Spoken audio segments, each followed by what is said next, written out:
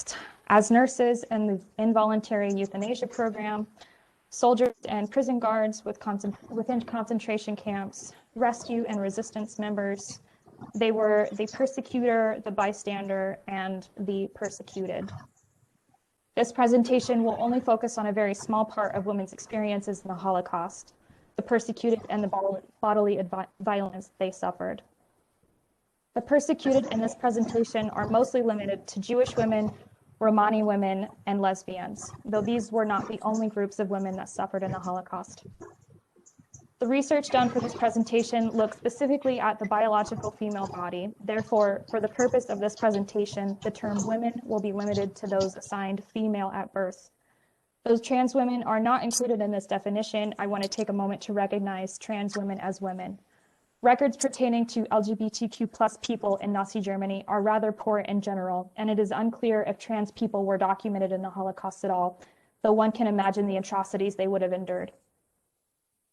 Persecuted groups in the Holocaust include, but are not limited to, Jews, Romani, gays and lesbians, Black people, Germans with disabilities, asocials, Jehovah's Witnesses, communists, social democrats, liberals, Poles, Soviet prisoners of war, and others. This presentation will not cover all of these groups. However, women in some of these groups will be highlighted. Roma and Sinti, or Romani, also referred to with the derogatory gypsies, are a European ethnic group whose ancestry can be traced to modern-day India and Pakistan. These tribal ethnic minority were seen as asocials, habitual criminals, racially inferior, unhygienic, and a nuisance to German and European society. They are still seen this way today by many in Europe. Romani people were persecuted in Germany and throughout Europe well before Hitler ever came to power, just as the Jewish people were. One historian has stated that the Romani people became a persecuted group in the Holocaust because the German people brought their disdain of them to the Nazi high command, and as a result, Hitler's regime began to crack down on them. Asocials included drifters, the chronically unemployed, homeless persons, welfare recipients, prostitutes, beggars, alcoholics, and drug addicts. Lesbians, gay people, and Romani were also seen as asocials.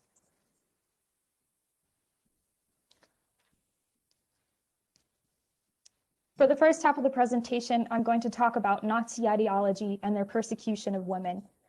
In the second half, I will be talking about violence to female bodies during the Holocaust. Some of this will intersect a little bit. Before I start the second session, I will be providing another disclaimer just in case anyone would like to leave before that. Okay. Nazi ideology and the persecution of women. The first image on the left that you see is a National Socialist Democratic Party campaign.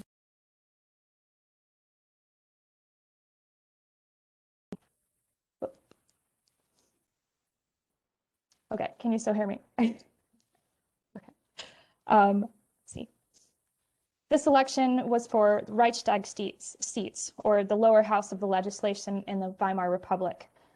With this poster, the Nazis sought to specifically target conservative women and their traditional ideals, including that women in the workforce were a drain on society. The poster reads, "Women, save the German family. Vote for Adolf Hitler." The smaller text reads, "Women, millions of men without work, millions of children without a future. Save the German family. Vote for Adolf Hitler." Next to the poster is a picture of a eugenics and health exhibit that took place in the United States in the early 1920s. The Nazis modeled their eugenics program, also known as racial hygiene, after the one found in the United States. A large majority of those targeted by Nazi eugenics were living in private and state-operated institutions such as psychiatric hospitals and prisons. It is estimated that more than 400,000 men and women were forcibly sterilized during the Holocaust, with another estimated 300,000 murdered. I will be talking more about the Nazi eugenics program in just a bit, so keep this in mind.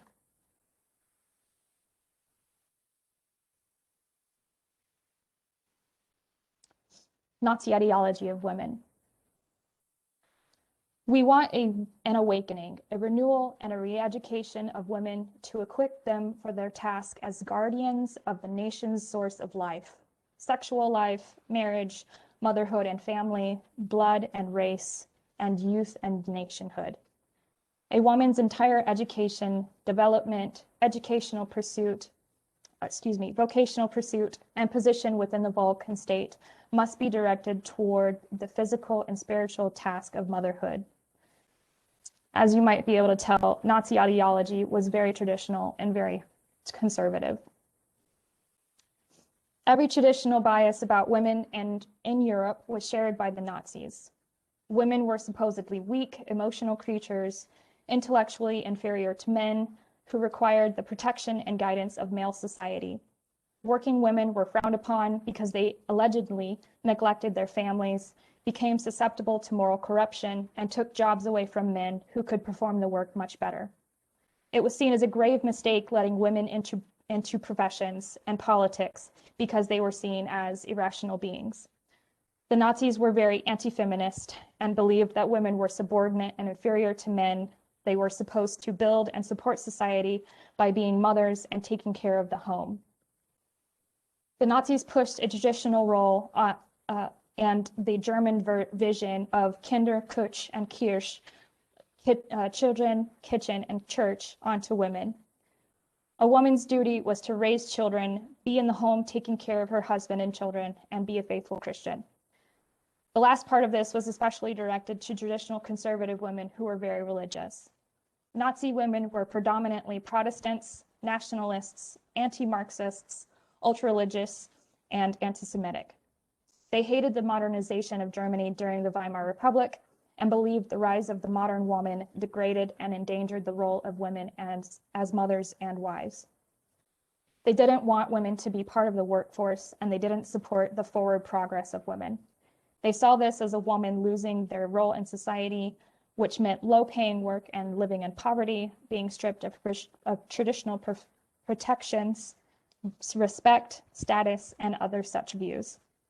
They believed the life purpose of a woman was to be a housewife and mother, and believed very firmly in the ideal of Kinder, Küche, and Kirche. Several Nazi women's organizations existed, but these were always subordinate to male-dominated party structure.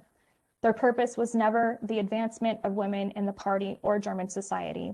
It was to provide auxiliary support for the policies and activities of the party as a whole, and to spread the National Socialist spirit among women. Hitler claimed he would restore women to what he called their rightful place in the home. He regarded women's bodies as important to the state because they produced new generations of soldiers and breeders. But women's bodies, in Hitler's view, could also be the floodgates to racial impurity and the means through which supposed pollutants entered the Aryan bloodstream. Hitler, like racists across the world, believed that the races shouldn't mix. In Hitler's view, Aryans were supposed to be with Aryans.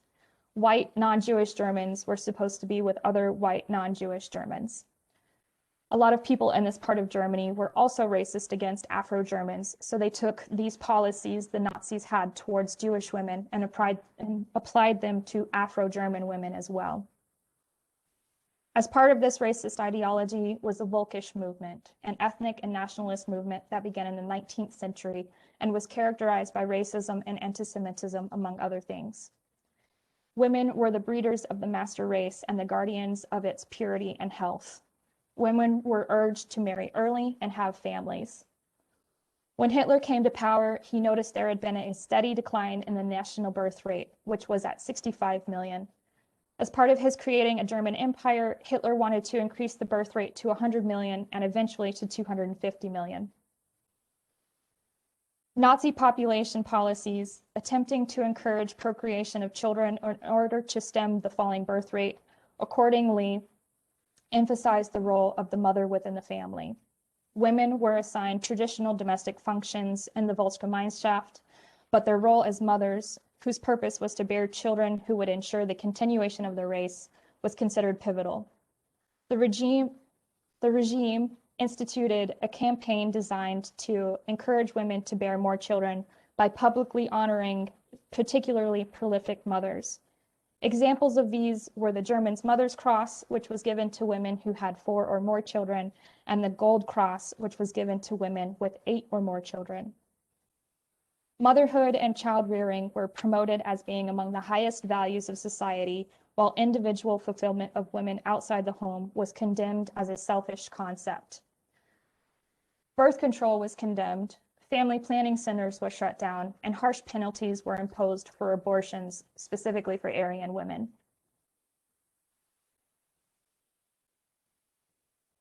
On 14 July 1933, the Nazis passed the Law for the Prevention of Hereditarily Diseased Offspring. This was the foundation of the Nazi racial hygienic laws and the eugenics program, which sought to breed out biological and hereditary impurities in order to create an Aryan master race. The eugenics program was focused on sterilizing those the Nazis identified as life unworthy of life and a threat to the Volksgemeinschaft. These were people with undesirable traits in society, which included criminals, alcoholics, social degenerates, dissidents, and people with congenital cognitive and physical disabilities, which, according to Nazi policy, included physical and mental disorders, mental illnesses, and homosexuality. Pregnant women that fell into any of these categories were forced to have abortions against their will and then sterilized through tubal ligation to prevent them from becoming pregnant in the future. Hundreds of women died during the sterilization procedures. Special hereditary courts were created to process and approve these measures. The courts full of German geneticists, psychiatrists, and anthropologists. Sterilization was upheld by German courts and lawyers alike, in part due to Hitler's popularity and connections with people in these high-level positions. So-called asocial behaviors also attributed to the hereditary definition. Asocials were seen as being vagrants, chronically unemployed, habitual criminals, homosexuals and lesbians, or just those who deviated from commonly expected lifestyles. These people could face roundups, preventative detention, sterilization, or later death in concentration camps. Women were particularly susceptible to classifications of inherited mental illness and asocial behavior. Promiscuity, illegitimate children, problematic behavior, or being someone neighbors found socially troublesome or unacceptable could result in a scientific judgment for court-ordered sterilization of women. Romani fell under the scope of asocials and were thus also forcibly sterilized. Because Hitler saw women's bodies as important gateways,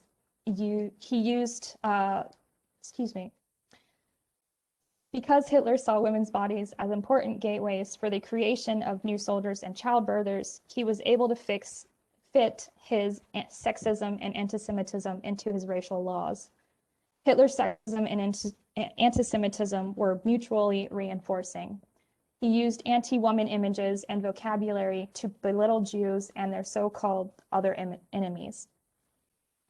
At the same time, he equated feminists with Jews and derided Jewish men as defilers of Aryan womanhood and champions of homosexuality and other supposed perversions. Hitler was not only anti-Semitic, he was misogynist, anti-feminist, homophobic, and altogether racist. These were not and are not new ideas, and Hitler and many of his followers grew up with these beliefs and shared them with countries all over the world, including the United States. According to National Socialist teachings, homosexuals were an abomination because they opted out of the reproduction of the so-called Aryan master race. Antagonistic Nazis focused on gay men. They seemed, for the most part, not to see lesbians or bisexual women as posing a particular threat because women did not exercise public power by serving in the military or high ranks of the bureaucracy, and men could be blackmailed.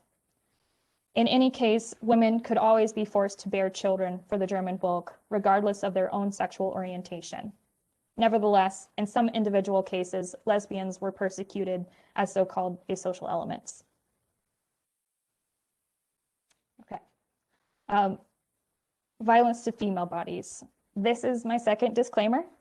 This section is going to be very difficult. I will be giving specific examples of rape, childbirth, infanticide, violence, and forced prostitution taken directly from Holocaust testimony. If you need to step out now or during this section, please do so. The atrocities that women faced in the camps is vast, and I will only be highlighting a very small piece of what they endured.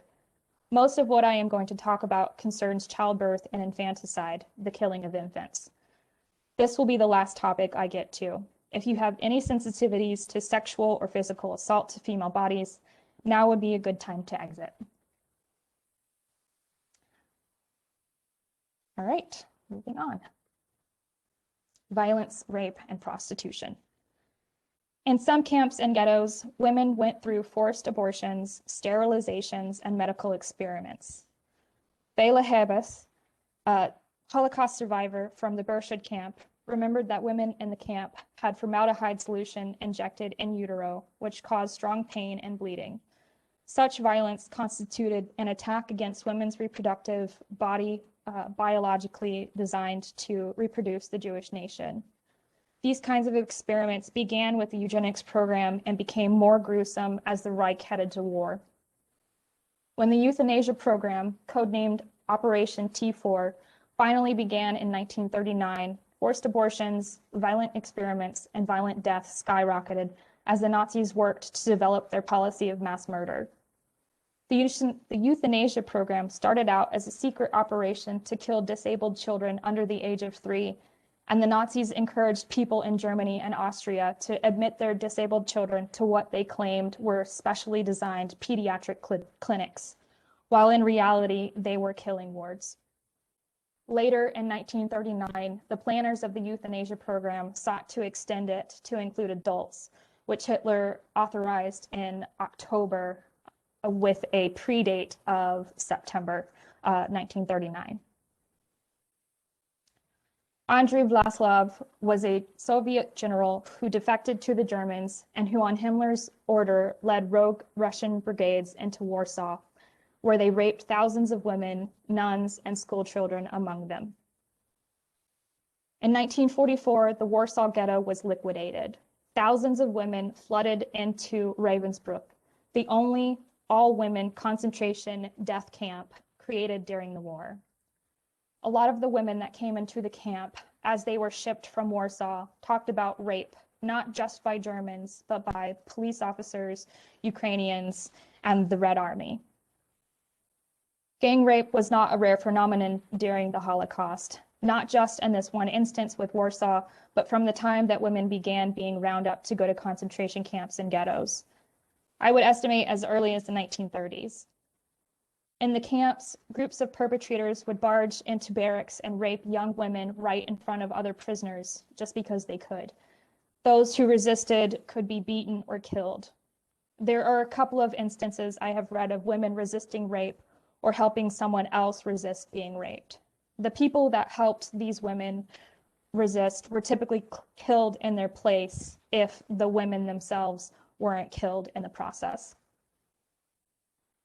Even though prostitution was outlawed in Nazi Germany, it was rampant in some of the concentration camps. Like the killing centers, concentration camps specialized in brutality with an eye for comfort and ease for the staff.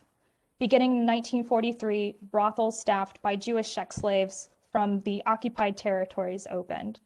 Sometimes camp authorities also assigned German asocial women, lesbians, communists, and criminals to brothels.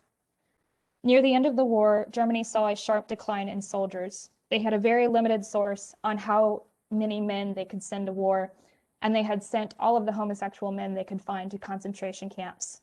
Any that were still in the camps, in some instances, could be let out in order to become laborers because Germany needed to help with the war, needed help with the war effort. Excuse me. The only way that homosexual men could be potentially released was to pass a test proving they were reformed heterosexuals. In order to pass this test, they had to have sex with one of these sex slaves in the brothels of the concentration camps. Women in these brothels were not only raped by Germans, Jewish police, Soviets, and Ukrainians, they were also forced to have sex with other unwilling German and non-German homosexual men. All right, I am moving on to the pregnancy, childbirth, and infanticide section. If you want to leave now, here is your last chance. This first quote is about menstruation. Many women in various camps throughout the Holocaust talk about no longer menstruating because of the severe bodily trauma they were experiencing, including starvation, dehydration, physical abuse, and hard labor conditions. These women speak of no longer feeling like women because they no longer physically looked or functioned like women. Our heads are shaved. We look neither like boys or girls. We haven't menstruated for a long time. Winter and summer have but one type of clothing. Its name is rag. Not an inch of it without a hole. Our shoulders are exposed. The rain is pouring on our skeletal bodies. In concentration camps, and going back to the eugenics program in 1933, women were forced to have abortions. For most of the war, women were not allowed to be pregnant in the concentration camps. When prisoners arrived in death camps like Auschwitz-Birkenau, women that had young children with them were pregnant, or a combination of both, were immediately selected with their children and sent to the gas chambers. Women weren't selected for work unless they weren't showing. In one particular instance in a slave labor camp in Poland, a woman was able to meet with her husband and have intercourse, and she got pregnant. When she began to show in her 5th month, and fearing that as a pregnant woman, she would either be killed on the spot or sent to a death camp, she decided to have an abortion. She saved up money and pleaded with the Ukrainian guards to take her to a local Polish doctor and get this procedure. With the 2 men holding her down, she had the abortion without anesthesia. They took her back to the labor camp and put her in a sick ward, but she left after 2 days because she was afraid of being selected to be killed, which was a common occurrence in sick wards. When women did give birth, either through forced labor, when fetuses were too young and not ready to be born, or if they were delivered at full term, babies were not allowed to live for the most part. Prior to September 1944, women in Ravensbrück reported hearing babies crying out of buckets. The women prisoners working the infirmary that helped with late-term abortions would take these fetuses, whether alive or not, to the crematory and dispose of them.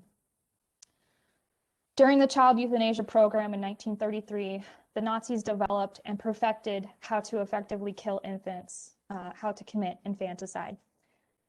According to the Nazis, it was more humane to let infants die slowly than to kill them quickly. The following is an instance in Ravensbrück after the arrival of the Warsaw women in September 1944, some of the same who were raped and then shipped to the camp after the liquidation of the ghetto. So many of those raped became pregnant that there were too many to force abortions, so they were allowed to carry the babies to term, something unheard of in any other concentration camp during the entire war. The Nazi method of infanticide from the euthanasia program was applied to these mass births, as there were simply too many infants being born to use the previous method. These mothers, who were starved and couldn't produce milk because they weren't getting nutrients themselves, were encouraged to feed their babies every 4 hours for the first week of the newborn's life. After the end of the first week, the new mothers were forced to return to work full-time. The mothers would come to the infirmary when they could after working, but because they were working, it was harder for them to have the time to be able to feed the babies. Even when they did try, most were unable to produce milk, and those who did were only able to produce maybe a few drops at most, not nearly enough to sustain the infants. The fetus had to find nutriments from an organism that was at the limit of life, and the women themselves suffered from starvation that made them mad. When the mothers needed to produce milk, of course they could not. Perhaps some got drops of milk, but most got nothing. The baby slowly starved to death, and this was the Nazis' version of a humane death. In the first 100 of these births, the first infant to die was 16 days old, and she died from pneumonia because a Nazi nurse in charge of the infirmary wanted to keep the window open at night, even though it was winter outside. When Ravensbrück was finally liberated on 30 April 1945, one of the women that worked in the infirmary at the camp was able to smuggle out the birth book, which kept a record of all of the babies born there. It showed that just between September 1944 and April 1945, 600 babies were born. Out of those 600, only 46 survived. Some of those 46 were sent to Belsen concentration camp. It is unknown how many of those 46 actually survived the war. In this final testimony, a Jewish nurse recalls women in the camp speaking in different languages because they're from several different countries and not all of them are Jewish. Women from all over, German women, Slavic women, anywhere the Nazis were in Europe. They would count their babies off in all languages, counting the spots where they should be in the infirmary. And in all languages came the same expressions of despair. She describes a mother placing her hand on her dead child. Another remembered picking up a dead baby by mistake. I remember the feeling of contact with the frozen face. It is a feeling I will never forget. The same nurse is quoted as saying, "They died without crying. They were simply dead." I want to take a moment and note the evil irony of a country whose ideology on women centered on them bearing as many children as possible, but it was only extended to white, non-Jewish women. I'm going to end the presentation with the following quote. Biological, psychological, sociological, and other differences left women at times more vulnerable to beatings, rape, forced abortions, and exploitation. Women with children were often killed first, but women's differences also gave them certain advantages for survival. Because circumcision did not reveal their Jewishness, women could pass as non-Jewish more readily. Women coped with hunger differently and often provided mutual support to each other in the unsanitary and overcrowded camps. Women's experiences in the Holocaust were unique and horrendous in their uniqueness. I do not want to leave you with an image of strength or endurance. As for many, this image takes away the disturbing depth of what the persecuted in the Holocaust survived. Rather, I hope that learning about these experiences gives you pause for thought and understanding. That is the end. Are there any questions that have come up? Thank you, Jennifer. If you want to stop sharing your screen, then we can. Yeah, great. We really appreciate that. It's hard to hear, but necessary to hear, I think. And if anybody has a question or a comment you'd like to make, Karen Stiff, go ahead. Hi, how are you doing, Jennifer? That was terrific. I mean, it was terrible, but it was also a very good presentation. I just want to ask you, so there's been sort of this long discussion among historians as to what extent the German population understood what was going on in the concentration camps. This is something that's constantly addressed, and the sort of common refrain from German people in the 40s, 50s, 60s was that we didn't know. We didn't know this was all happening, and historians sort of followed along with that until fairly recently, but it's never fully been settled as to, you know, how complicit the German population was to these atrocities in the camp. And based upon your own research on this particular, issue, what do you think? Where would you sort of sit on that debate? Even Germans today might say, well, we didn't know what the atrocities were, and we didn't know how bad it got. What is your response to that? I have a couple of different responses. The first being that anyone that claimed that they didn't know, some I believe probably did not. Some I believe were willfully ignorant of the situation. They didn't want to know, so they didn't let themselves know. Some I think knew and chose to be complicit and complacent because they didn't want to get involved.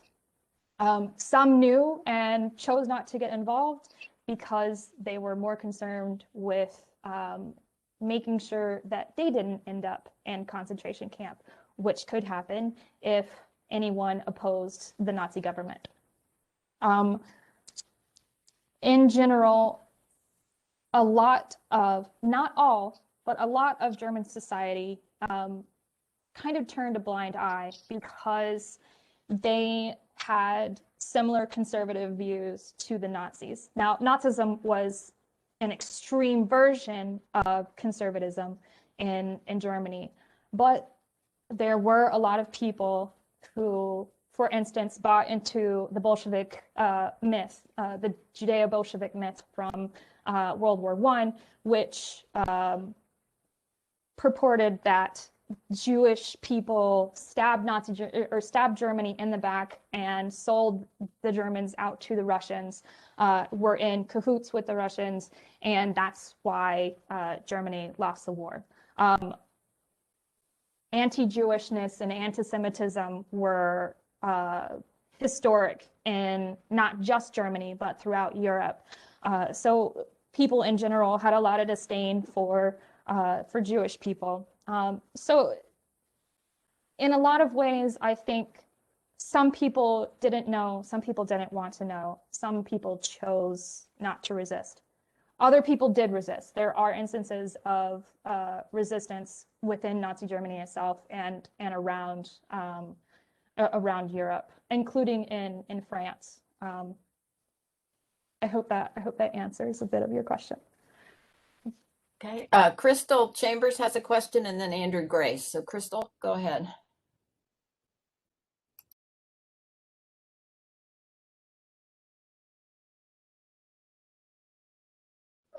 Crystal?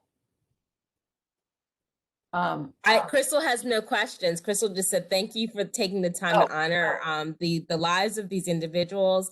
There are so many untold stories of what happened in Nazi Germany and, just throughout the world, and a lot of, very grave, literally grave situations. And so, bringing life or light on the lives of individuals who endured these atrocities, even as you still have people who are deniers of these types of, genocides. I think it's really important and highly valuable. So thank you. Thank you, Crystal. Mona Russell, I think, Mona, you had a question? I do have a question. Yes, I wanted to ask a question that kind of brings together your expertise both as a researcher and as a librarian. I teach History 2000, and very often my students are extremely interested in the Holocaust, and I often direct them towards various oral histories. And it's very hard to get students who are doing a 10 to 12 page paper kind of focused. And usually I try to tell them to, look at the same kind of history, such as, by women, ones that are perhaps someone that would be that would be of the same age or in the same location. But can you give me some strategies that I might be able to give to my students as they search some of these narratives, if they're writing an extremely focused 10 to 12 page paper on how to search out these narratives? So fabulous question. I actually wrote my master's paper on this. So yes, I can actually work with you out of the presentation if you would like. I have a lot of different things that we could do. I need to look better at my research, but some things that instructors that focus on Holocaust history and instruction do, they try to get students to engage by, like you're saying, choosing a narrative of someone that maybe is like them or that they have interest in. There are others who suggest using, while not entirely historically accurate, using Hollywood-style movies to get students a bit more interested. That is a strategy that you can do. There are also ways of doing it artistically. I think it really just depends on what students are drawn to, what they're attracted to. But I would be happy to talk with you outside of this and work with you on that. And I could always send those students to you. Oh, absolutely. I would love to work with any of them. Yes. Jennifer, I had a question. I did not know that the idea of infanticide among the Nazis was that it was more humane to let the baby die slowly. And I'm wondering why, if you know what the reasoning was, since they didn't appear to have a problem murdering people quickly in other cases. You have any thoughts on that? I don't have an answer. I don't know what their reasoning was behind that. I think it was specific to there being so many of them all at once. I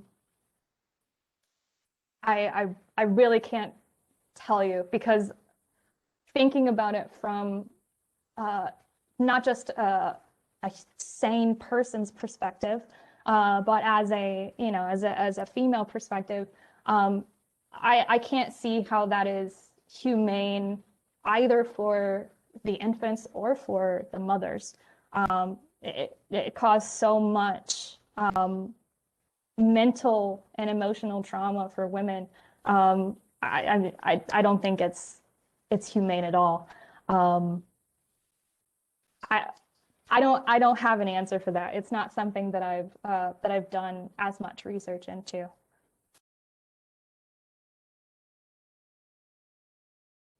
Any other questions or comments? Karen, I noticed you posted that in the North Carolina sterilization law in 1933, the legislators cited the Nazis as inspiration. And we see these processes going on around the world. Where a lot of places where you have pronatalist policies, it's accompanied by restricting the births of other groups, right, that don't fit the profile. Yeah, a lot of eugenicist historians of eugenics have now recognized that that sterilization and eugenics are really just a real source of, a real problem in the United States, beginning in around 1909, and especially. But it is in Virginia in the 1920s, where some laws are passed in 1924, and they have a particular Secretary of Public Health in Virginia who he might as well have been a Nazi, who is in coordination with the Nazis. So there's people, believe it or not, in New York, the state of New York, at a foundation in New York. And there's also the Virginia public health authorities that are in cahoots with the Nazis and are actually inspiring Hitler for his eugenics plans in the 1930s. So the United States actually, you might say, pioneered the eugenics movement. And it's the Nazis that then take it into just sort of full force atrocity.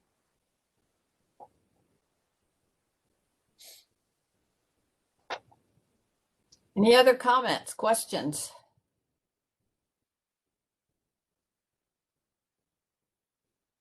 A number of people have posted thanks for making this story public, Jennifer, and also a link to a documentary about the role of nurses in Nazi Germany. It's in the chat. Anybody wants to see it? Anything else? All right. Well, we thank you, Jennifer. I wish we could give you a round of applause. It's always so weird on WebEx, but we appreciate you making this story available to us, and it causes a lot of deep thought. I'm sure people will be thinking on it now. I want to thank everybody for coming, and just to say at the end that our next presentation will be March 31st, when Adrian Muldrow from Communication is going to talk to us about the phenomenon of objectified masculinity in popular male magazines. So we'll be shifting gears a little bit, but it should be good. So thank you all, and look for the announcements. Thank you, Jennifer. Thank you everyone for coming. I appreciate you attending and listening. And thank you, Holly, for having me. Yeah, we look forward to hearing more if you continue researching these topics too. Absolutely. Okay, bye everybody.